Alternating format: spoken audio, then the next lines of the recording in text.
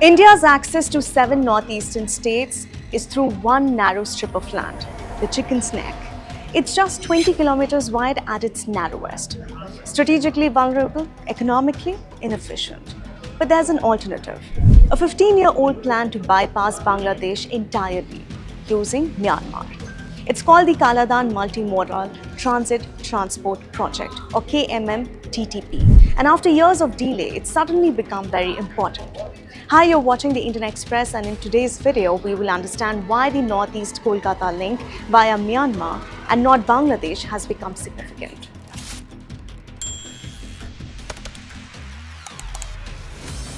India's relationship with Bangladesh just went south.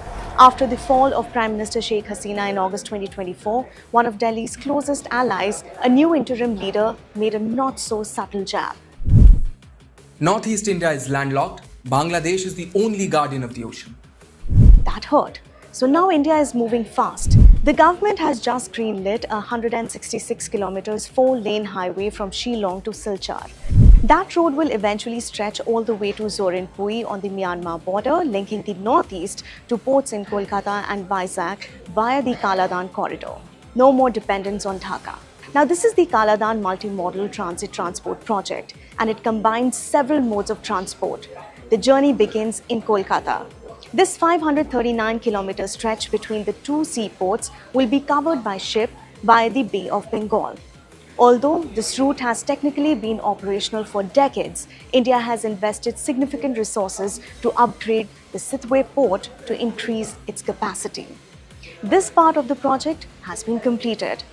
The next stretch is 158 kilometers long on the Kaladan River in Myanmar, which will be covered by boat.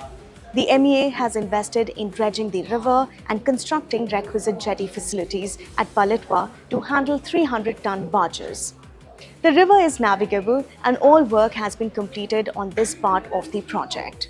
From Palitwa, the mode of transport shifts to the road. This 108 kilometers 4-lane road will be the last leg of the corridor in Myanmar. Myanmar has granted all approvals for this part of the project, and the integrated customs and immigration checkpost at Zokachua, Zorinpui has been operational since 2017, but the last 50-odd kilometer of this highway from Kalitwa in Myanmar to Zorinpui is yet to be completed. Now, once in India, Zorinpui connects to Oswal and the wider northeast by road. Eventually, this corridor will be extended to form a seamless, high-speed highway all the way to Shillong from sea to river to road. The Kaladan project is more than a trade corridor. It will become a strategic lifeline that brings India's remote northeast closer to the heart of the mainland. But here's the catch.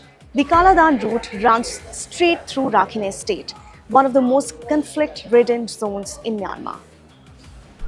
A BBC study says the Myanmar army, the Tatmadaw, only controls 21% of the country. The rest is run by militias. And guess who controls Rakhine? The Arakan army, now calling itself the Rakhine army. Ironically, they are pro-Kaladan. They claim that they have been securing the route since 2021. But New Delhi has a problem. Yangon officially labels them terrorists. So India has to work with a group its ally doesn't even recognize. In 2022, India hired IRCON, a railway PSU, to finish the job in 40 months. But there's a clause. If there's war, riots, or civil disorder, the deadline can be pushed indefinitely. And right now, there's plenty of all three. So while the Kaladan project could transform the Northeast's future, it's caught between New Delhi's urgency, Dhaka's cold shoulder, and Myanmar's chaos. Until things stabilize, India's backup plan will stay stuck in the mud. That's all for now. For more such explainers, stay tuned to the Indian Express. Thank you so much for watching.